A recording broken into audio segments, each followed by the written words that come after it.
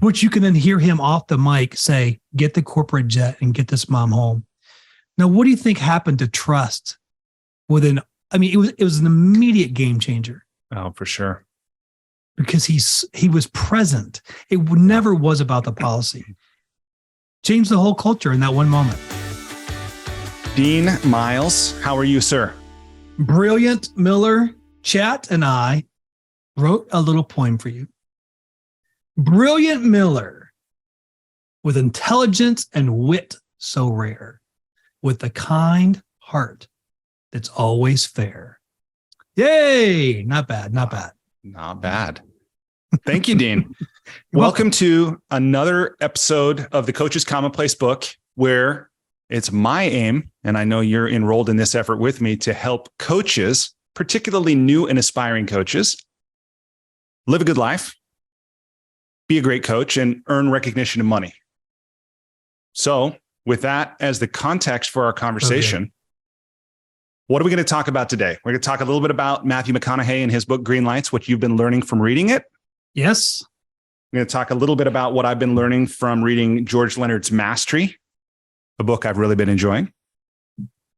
And then we have a few ideas related to principles of good living, right? Something about how to be a great coach, something that will help you be more effective to get more out of your coaching sessions. And then also something that we think will help us earn recognition and money, and people listening to earn recognition and money for the great work that they're already doing or that they could be doing. How's that sound? I like it a lot. And I will say this. Hit that subscribe button. Hit that thumbs up button. I feel so dirty even asking these things, but man, does it make a big difference. So it does. Everyone knows the game. Everyone knows how these things work now. YouTube's not new anymore. Nobody knows how they work, Dean. Those algorithms are not public knowledge. This is a black box. Point. This is a good point. This is a good point. Regardless, hit subscribe, hit the thumbs up button. It'll make Brilliant happy. And that's what we all want. Thank you. You're welcome. Okay. So Dean, let's start with what I like to refer to as our information diet. I like to think of humans as infovores. Mm-hmm. We're continuously ingesting information. I have a theory about why that is, by the way. We're all ears. So human beings are emotional creatures first, I believe, as much as we like to think we're logical or rational creatures. And as emotional creatures, we are always in search of experience. We want to know, right? It's why we're attracted to car crashes and headlines, but also things that are beautiful or novel. Yeah. Right? Is we want the range of human experience. We want to experience it all without having to experience it all. We can do that by living through other people's accounts or other people's experiences. And the rapacious, the hungry, the insatiable part of us that's an emotional creature that wants to learn and grow and experience. That's a way I've heard art referred to as a life acceleration device. So whether it's art or whether it's the news, that's what I think this is all about. That's part of why we'll never be satisfied, even though we're writing more and reading more than ever before. Yeah. That's my theory.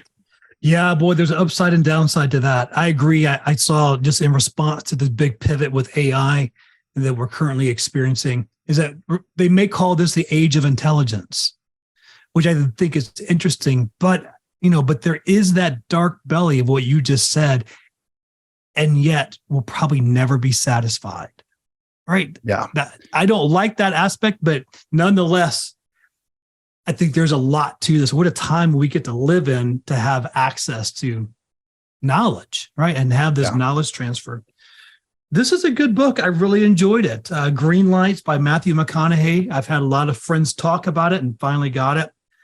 And on page 152, he's got a quote there at the bottom, and I just can't stop thinking about it. It says, the art of running downhill. Don't trip yourself while running downhill. That mountain you want to climb, it's just around the corner. Don't invent drama. It will come on its own.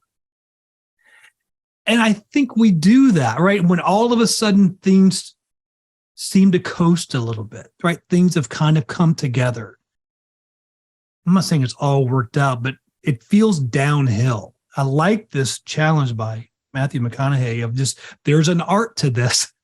Yeah. There's an art to just, we're not even put with the metaphor. It's not even coasting downhill. It's running downhill. How does one run downhill well? There's that next mountain that's calling you. It's coming up around the corner. What do you think about that?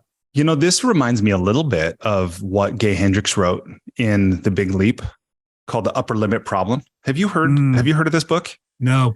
Teach me. It's got this profound idea that, and I'll summarize as best I can, but it's this idea that when things are going well or when they're just okay, that many people will screw it up by inventing a problem. People whose relationships don't seem to work, or they can never find their keys, or they're constantly, like crashing cars or whatever, or maybe getting sick or different things like that. That the theory is that we self-sabotage. On the way to climbing that next mountain, we trip ourselves while running downhill. I like that. I read a quote, I think yesterday, of everything that you think has been stolen is actually right where you left it. It's very Zen. It's very Zen.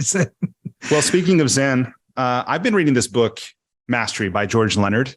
I know this is kind of a classic in terms of personal growth, but it's a little bit of a sleeper. And I'm finding it really fascinating because George Leonard started practicing Aikido when he was 46.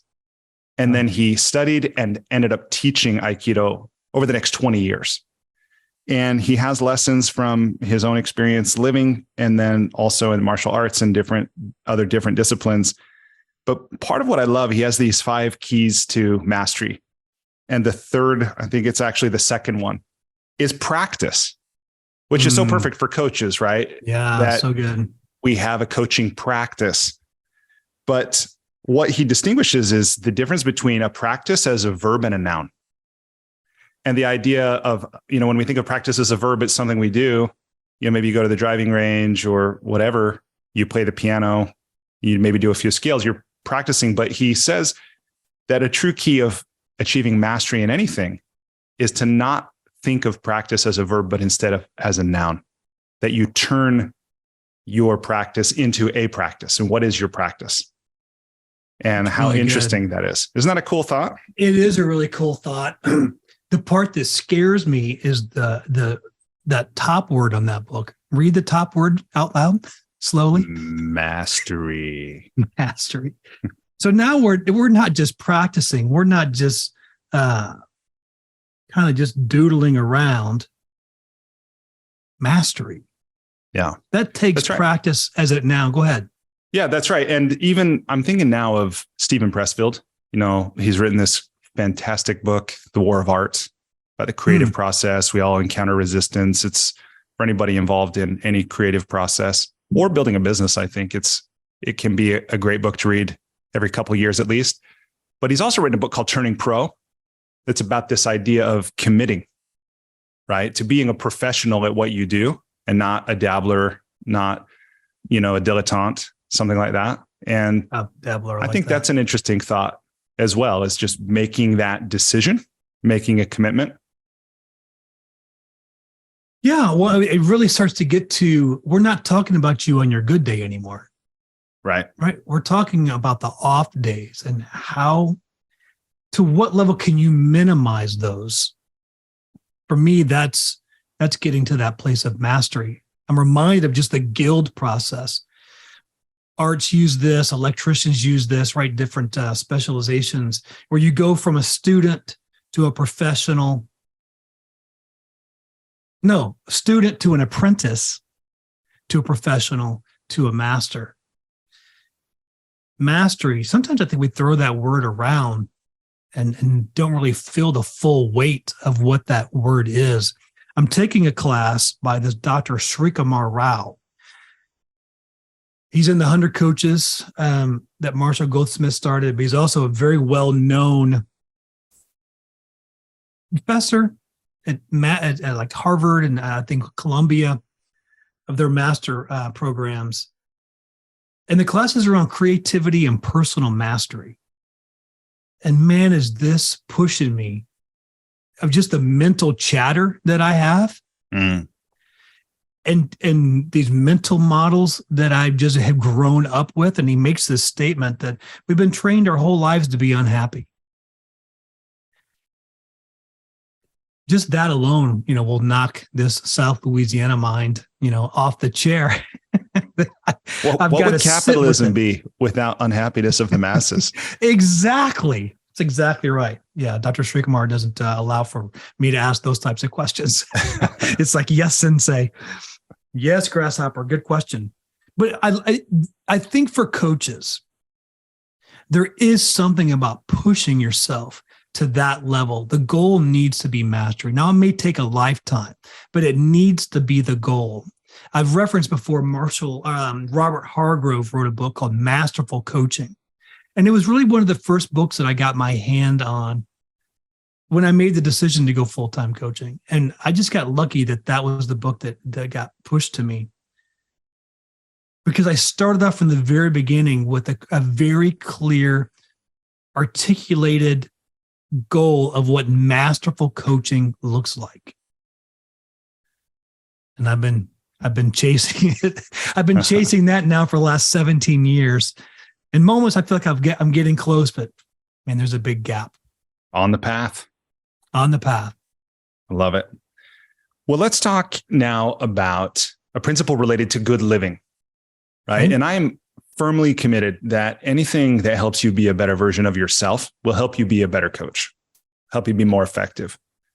And as we talked about principles related to good living before we were recording, we talked about relationships. Now that's a big topic, and we could go a lot of directions with that, whether it's intimate relationships, whether that's friendships, whether that's familial relationships, and even there, right? So many things, whether you're a parent or whether you're a sibling.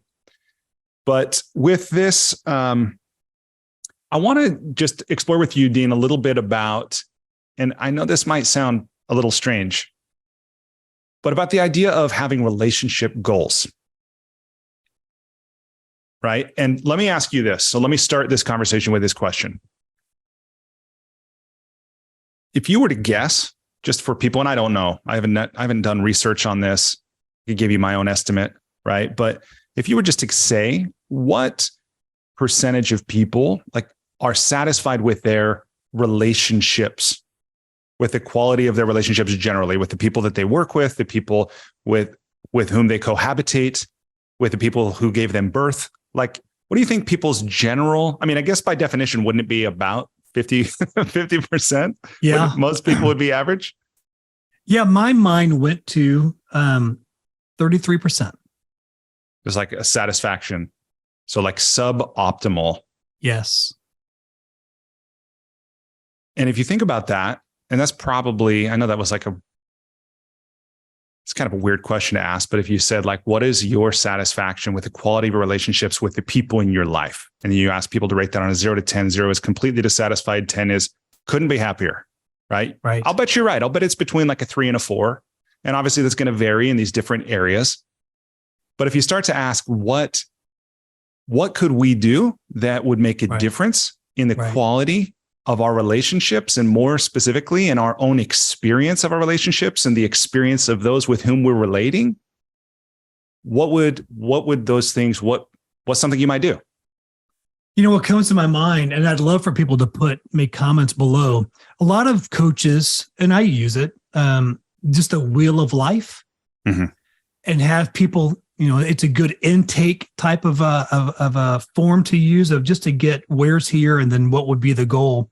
Yeah. And relationships are part of that wheel of life. And it is shockingly, typically one of the lowest. Physical health tends to be low, but then relationships are also low. Yeah. When I start digging with a coaching client of, so what's the very next thing you'd like to do? And maybe even more specific of, what would you like that number to be? What would be realistically in some sort of a time period that you would like to go and do? And it starts back with this mental chatter of, I'm not a good friend. I don't know how to make friends. I move too much, I work too much, right? There's just all of these excuses that just kind of keep people in this mindset of, I've been hurt before and I'll probably be hurt again. So what's the point? Yeah. Yeah, I think that's pretty common. In fact, I had a teacher point out to me that many intimate relationships, one partner will sabotage the relationship even when it's going well, because they're afraid that they'll get hurt or they'll get left. And so rather than live in this fear, right. And the paradox is that the better the relationship's going, the more that fear increases. And so rather than enjoy it or preserve it or even enhance it, like it's not uncommon for people to screw it up. Yes. If I think about coaches, as I've met people that have wanted to get into coaching, one of the things that I try to bring to the forefront of, it's really lonely. Yeah.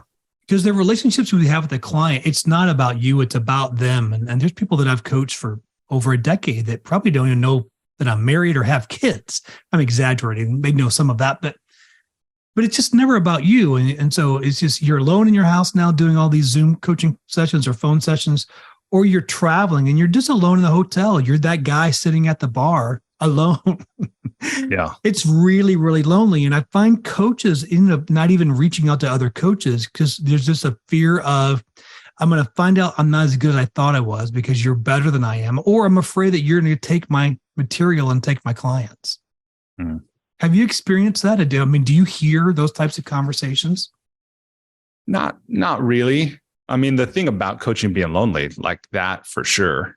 Right. And as you're saying, like a coaching relationship, when you're in it, it's not about you.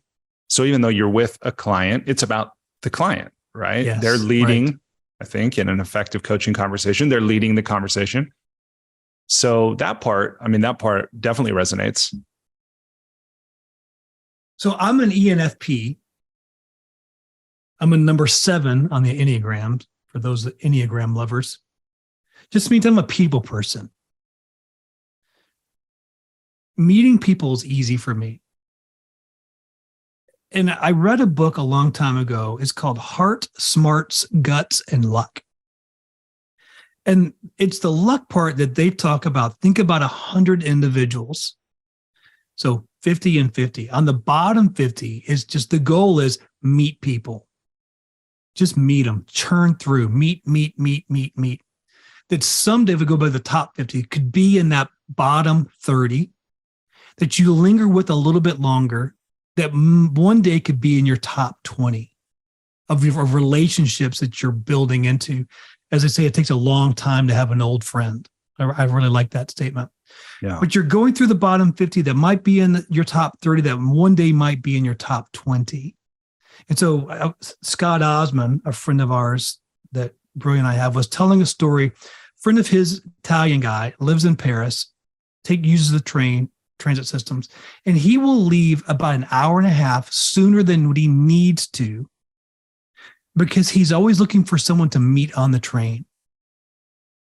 And if he has to go a couple of stops longer or go and have tea or coffee with them, he's built that into it. I thought, what an amazing intentionality of, now my words, of going through the 50, that there might be enough connectivity that could be in your 30, that one day could be one of your 20 that you live a long life with. Yeah, that's interesting. I wonder what his relationships are like with his neighbors. How well does he know the people right around him? Or is he just meeting people on the train? There's some upside to that. Point. Yes, a little distance from your neighbors. If you don't like them, right, take a different path. Well, this too on relationships. Again, I know this might be a little strange, but I also think if we acknowledge, most relationships are suboptimal. At least I would say most people experience many of the relationships as less than fulfilling or less than meaningful or less than enjoyable. And not to say everybody needs to be your best friend and everybody needs to be lit up and you around them all the time, right? But for the ones that do matter to you, whether it's, again, kids, whether it's spouse, whether it's an older friend or coworkers, this idea of having relationship goals, even if you don't share them with that person, right? But having intention, having clarity, having a vision for yourself of what might this look like. I think that's an interesting and useful thing. In fact, my wife and I, learning nerds that we are, we sat down and we wrote an ideal relationship vision back in 2017. And we revisit it we used to do it every week when we had our date night, which we dedicated time to. Now it's probably at least once a month.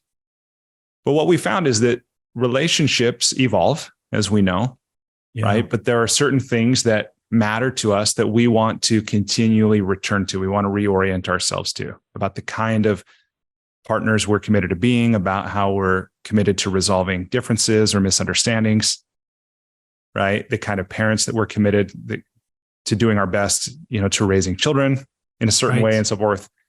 And I will just tell you, I mean, you know me well enough to know that I think language is magic, and written word in particular is another level of, I think, power of just speaking something or even thinking something. And to have that written down and to be able to return to it, to be able to align on it, has been really, really powerful. Yeah, you end up being reminded about it. Melanie and I took a class by Aisha Bursell, a global well-known designer. And it was design the X that you love, right? So design the life you love, design the long life you love, design the honest life you love. Like X, you just fill in what's the blank? What do you want to design? I'm glad to know that's the X and not the X spouse. Yeah. Okay. Right. I saw your eyebrows. I was like, I think he thinks this. So Melanie and I did this of design the community that we love. And it was interesting, just deconstruct and then reconstruct of what are we looking for? Like, what superpowers do we bring into a community?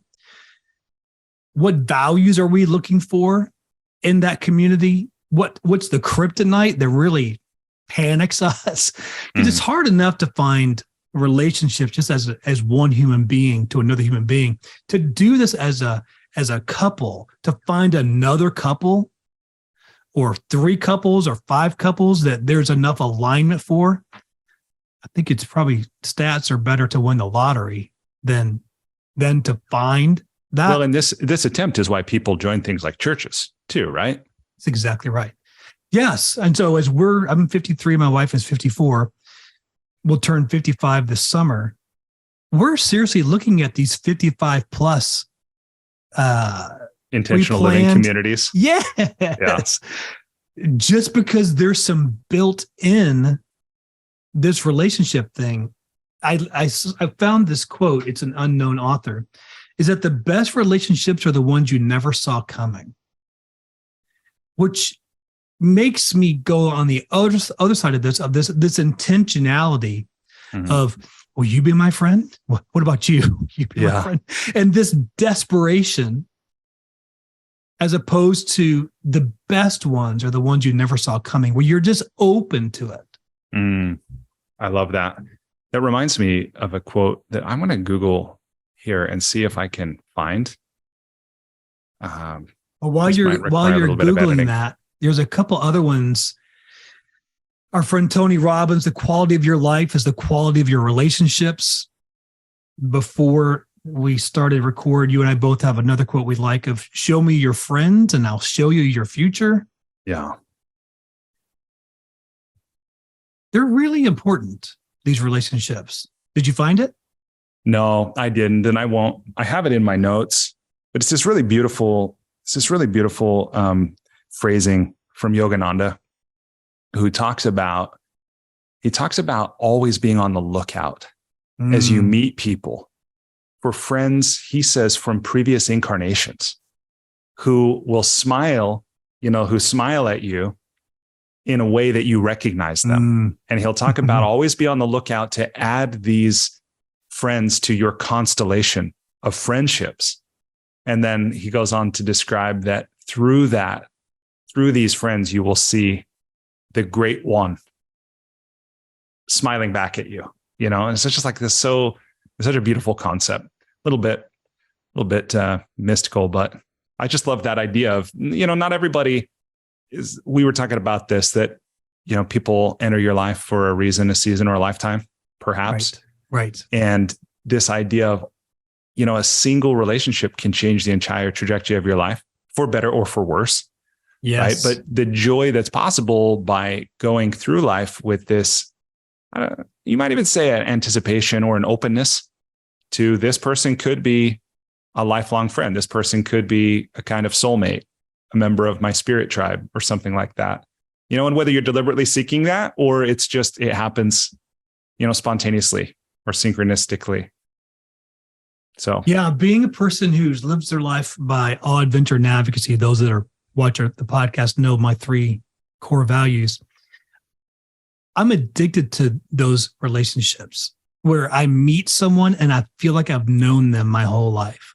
Yeah. There's just such an ease about it. I expect to meet people like that. And then you do. And then you do. It's exactly right. Well, and you and I were on a call, I think you on Marshall's birthday. And were you on that call? No, I missed it. And I love that someone said, there's your biological family, and then there's your logical family. And this community is my logical family. It was really kind of cute. It was fun. Okay. Yeah, that's good. So, well, if I land a plan on this from my side, brilliant. I really just want to, those that are watching this is a big deal. Like, don't just move past this. If your wheel of life, if you've scored below a 6 in relationships, you need to pause. Talk to somebody, set a goal, get out there, join your local chapter, your ICF chapter, right? Those types of things. Go find a cause or a passion. Go meet people. You're going to be a better coach when you have healthier relationships. Yeah, 100%. 100%. Okay. So let's talk about, on the topic of being a great coach, something that you and I discussed that we thought would help coaches to be more effective, to enjoy their coaching sessions more themselves, to get more out of it personally, is the idea of practicing presence. What might be called mindfulness, which I hate. I actually hate the term mindfulness. Wow, that really came from a deep place, bro. Yeah, and I don't hate many things. I don't like it because I think it's so easy to misunderstand. And someone suggested once that what we call mindfulness should maybe properly be called mindlessness. However, mindlessness already has pretty undesirable connotation in our culture. But that idea of just being present, being with whatever is and whatever isn't, without judging, assessing, analyzing, fixing, even trying, right? I think there's something really beautiful that becomes possible, or that we become present to when we manage to do that. So that's kind of my assertion. Right. But this idea of presence, which I'll use that word presence, as something that matters when coaching. Let me ask you, Dean, why do you think, if you were one-on-one mentoring a new coach or somebody, who wants to deepen their capacity to effectively coach others, you were going to talk with them about presence, what would you tell them? I'll start off with how I failed miserably at it. Came into coaching, thought it was going to be a big shot, was very successful in sales, very successful in pharmaceuticals, and thought I understood what it meant to be present and what it meant to add value. Recorded some of my initial coaching sessions to get my credentialing, sent it into the professor. His name is Ron. I won't give you his last name because don't go find him. He's actually a good friend of mine now. So Professor Ron listens to my recording, calls me up and says, that was terrible. Right. I'm shocked. Like, what? On a scale of 1 to 10, 10 being masterful coaching, he's like, Dean, I'm going to round up and give you a 3. He said, you are really doing damage to this client. Again, I've already quit Merck. I've already got a shingle out. And here's what he said, Dean, you've mastered the art of fake curiosity. My friends, that is not mindfulness. That is not being present. I was present until I wasn't. So I was present until I found a solution, until I knew where I thought how they should live their life. And then I was no longer present. I'm now creating the formula. I'm now creating a solution. I'm just waiting for them to stop talking. Because, want, like the Charlie Brown teacher voice.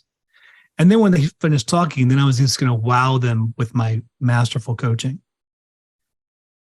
That took some undoing by being mindful, by being conscious, by being non-judgmental, by being fully present.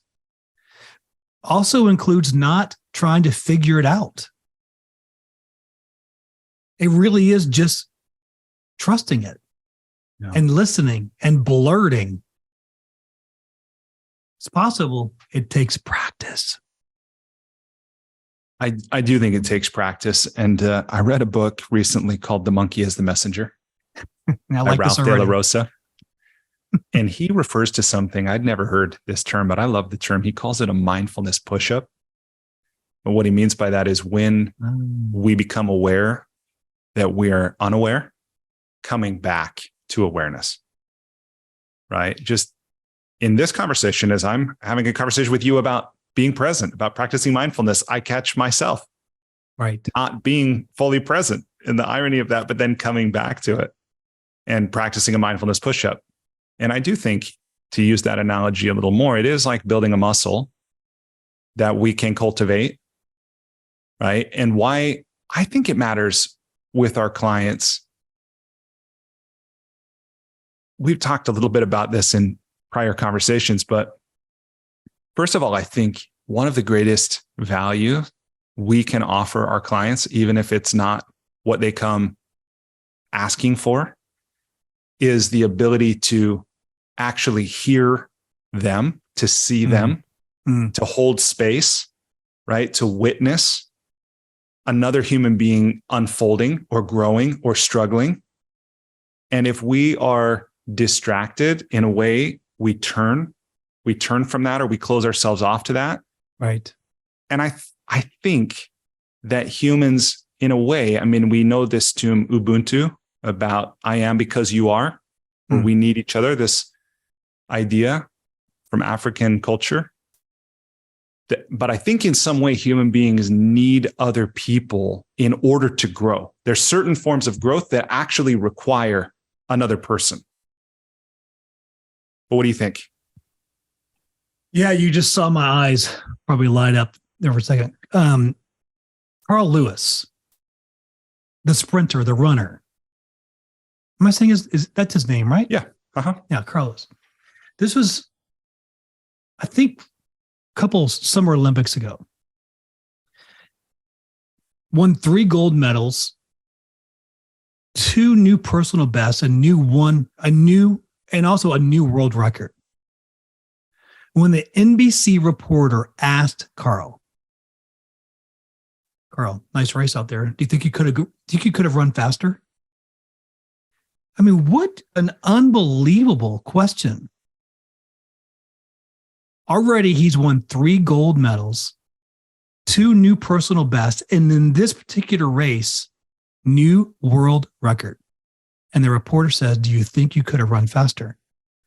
To which Carl, he knows this reporter, squares up and looks at him, and he says, you know what? I'm confident that if there would have been someone in front of me, I could have dug even deeper and I could have gone faster. Wow.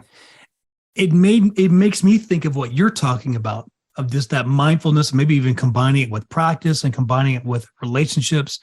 To have someone either to go with you or to have someone who's in front of you, you'll find yourself digging even deeper. That even the fastest man who's ever lived on the planet is saying, I gave everything I had. There was nothing left, but I'm pretty confident if someone was in front of me, I would have beat him. No. Love that image. That's interesting.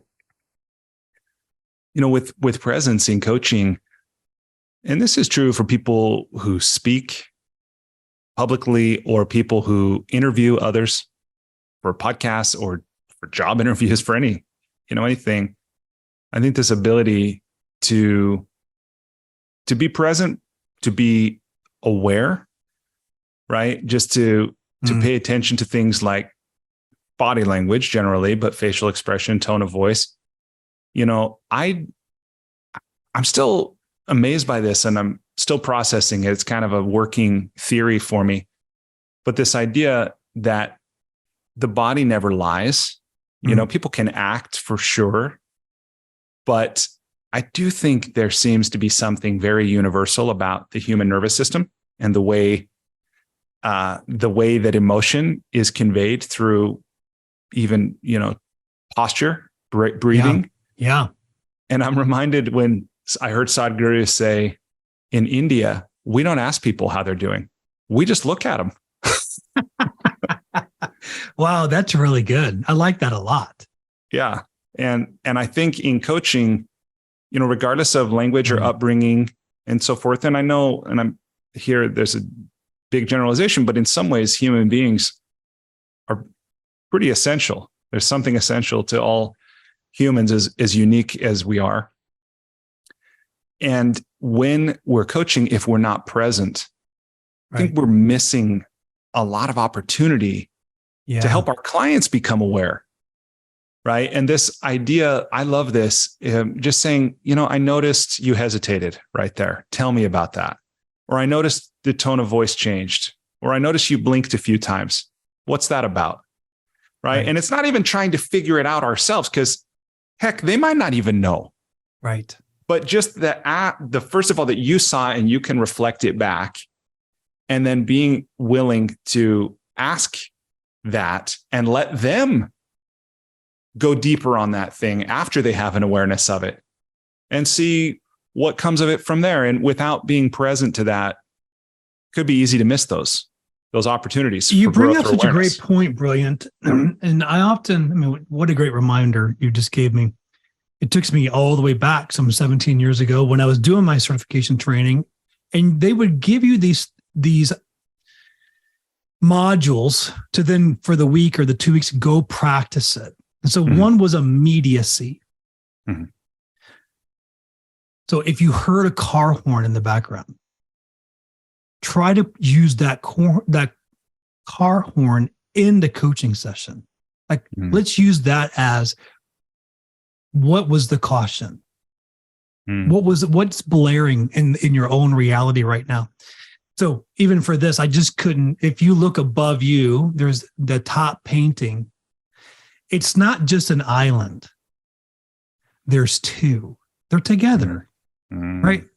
Even the island, the remote island, has relationship. Yeah. And so to build out the metaphor, but I like those challenges of when I'm paying to that level of attention. Yeah. No, I love that too. And this idea of where rapport becomes more available, or we can deepen it when we're present, right? Someone told me when I was studying public speaking, someone suggested that a hallmark of a really effective speaker is that they are, this is how I describe it, they are with whatever is going on. If the technology doesn't work, if someone's cell phone goes off, right, unexpectedly, or if something happens, they drop their laptop off the stage. And many speakers will just kind of ignore that. And it's, I think, a little bit strange when those things happen, because we're having a shared experience in the auditorium and the speaker, but then the speaker is disavowing something where there's more rapport available if it was, well, that was unexpected, or, they can make a joke about it. It doesn't always have to be humor, but at least to acknowledge it in some way. And now there's this coming together of an experience. And just like you're saying, if there's a car horn that's blaring and you're present enough to weave that into your conversation, that there's something that becomes possible in the sharing of an experience that wouldn't have if you weren't present to that. I think there's something really powerful about that. So powerful. I'm reminded of this story. It was 1999. I was with Pfizer Pharmaceuticals. It was classic just mistrust between the sales group and management. And there was a merger had happened. So we had two different cultures trying to come together. So they brought all 7,000 of us in a real intimate conference room. So we walked in, and Brilliant, there's two microphones set up. There's 7,000 of us for an open Q&A. Wow. So the two executive directors for this merger are a male and a female. And it was blah, blah, blah. So let's open up the Q&A. Who has a question? And so a friend of mine, single mom, African-American, raises her hand. And all of us are thinking, this is not a good idea. Like, there's nothing about this that feels safe.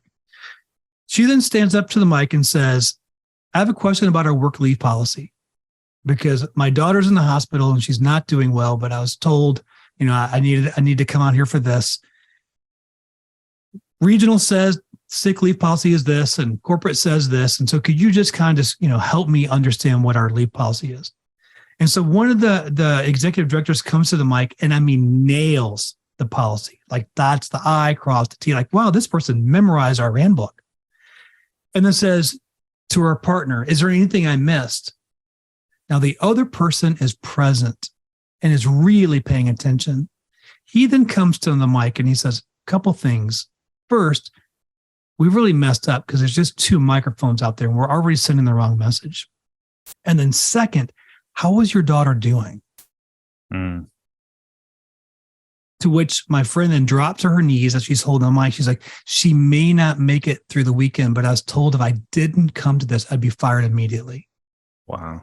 To which you can then hear him off the mic say, get the corporate jet and get this mom home. Now, what do you think happened to trust it was an immediate game changer. Oh, for sure. Because he was present. It never was about the policy. Yeah. He heard the quiver in a mom's voice. Powerful. Wow. That changed the whole powerful. culture in that one moment. Yeah. That's a cool story, Dean. Well, thanks for sharing that. You're welcome. Yeah. Power of presence. Okay. Well, the last part of our conversation here today. So let's turn from that to a discussion of earning recognition and money as a coach. How can we share our gifts, be recognized for sharing our gifts, attract more people to want to be our clients, that kind of thing. When you and I were talking about this, we talked about, this kind of goes in with relationships again, this idea of the groups with which we deliberately associate as a way of either learning, as a way of finding opportunities, as a way of having fun, developing friendships, what have you. Talk to me a little bit about what you see as the wisdom of, and as I'm asking this, I'm already like the thing that's coming up in the back. I love this. I'm not talking about networking, like heaven forbid. But let's talk about the power of deliberately putting yourself or putting yourself in a group, joining a group, or starting a group of like-minded professionals, coaches or otherwise.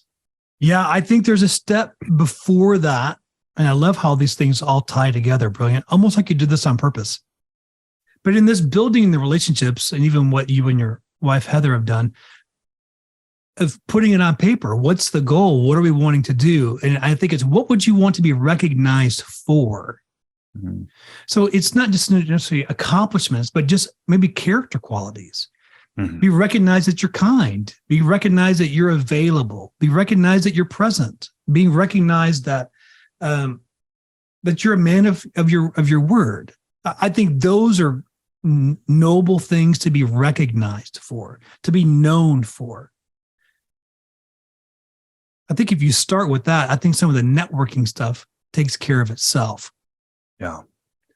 Where did that take you? Yeah, I think that's true. And that's a work in progress or an opportunity.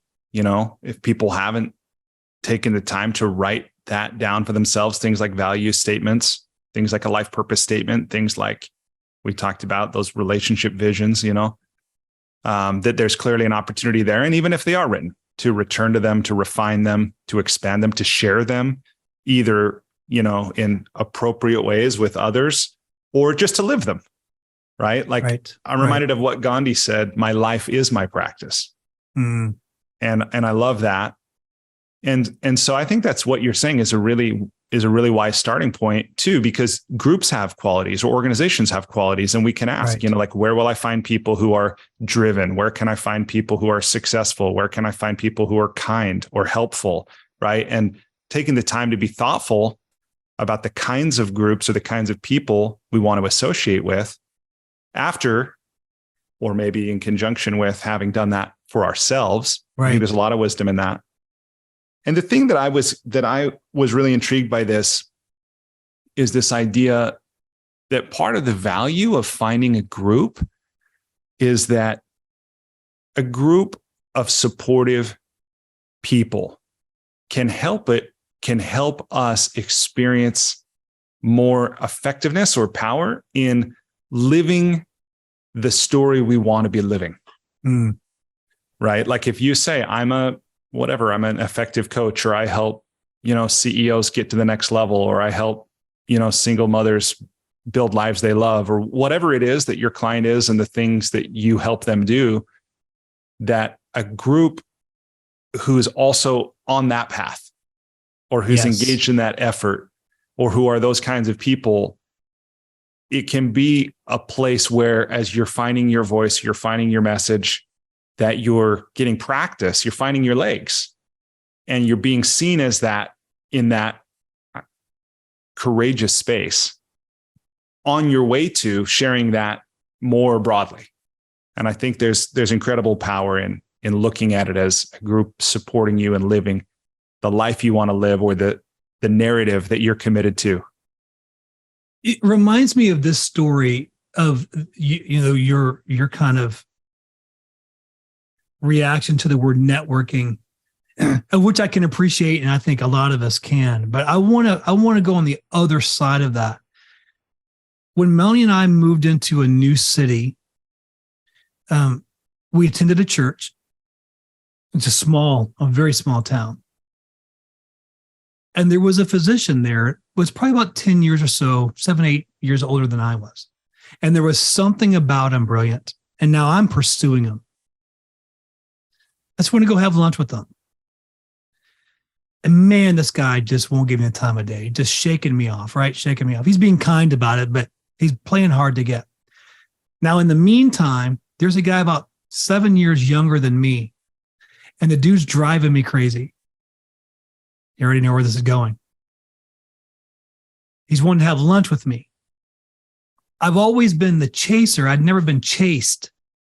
I've always been pursuing and doing the networking, and have never been the object of being networked. And that's when I realized, I've been selfish in this networking game, right? This networking relationship. I need to be looking for who do I want to be around, because they're going to make me better. But I also need to be easy for those that see something in me that I can make them better. And that was just a real life lesson when I had that this kind of aha moment of, I'm treating this guy the way this doctor is treating me. Good end of the story. The doctor and I became really good friends. And then I became really good friends with the guy younger than me. So I think there's something about looking both ways. What do you think about that? Yeah, I think that's true. And, the law of reciprocity, I think, is real. It's a real thing, and reputations are real, and character is real. And, people know in any community over time, especially who's a giver, who's a taker, who's a net contributor. Yeah, I like that those kind labels. of thing. So and I like that I love that story had a happy ending. It did. Well, and also think about, you're going to be recognized for something. Right.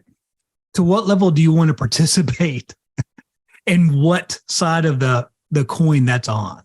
Yeah. Yeah.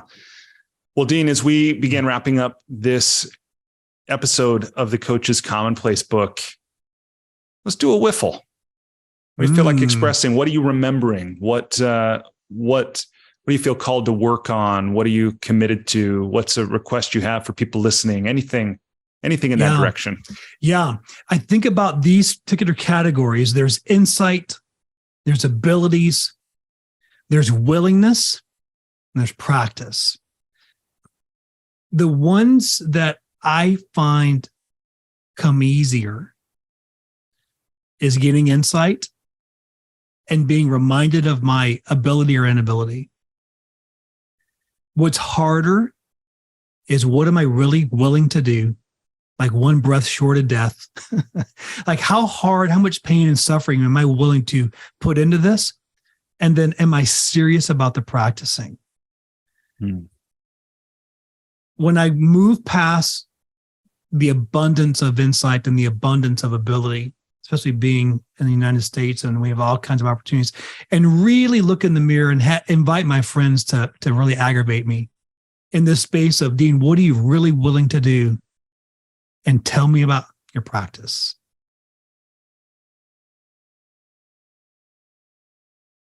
Love it.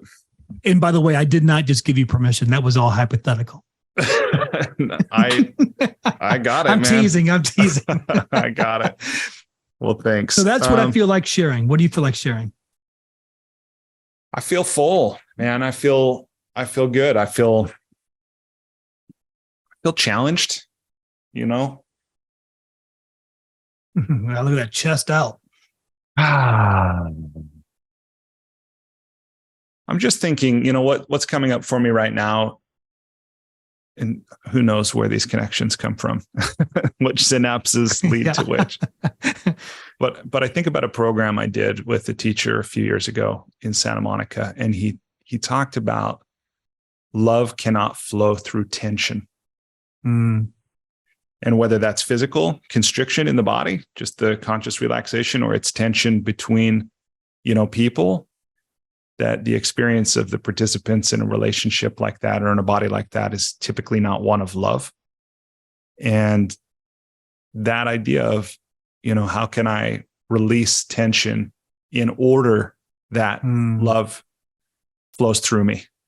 And then, you know, then I think about Gibran's words that work is love made visible, and, you know, what that makes possible. So just the part of that seemingly endless stream of conscious thought, which we sometimes tap into and are a part of as human beings on this planet in this wild, wild time.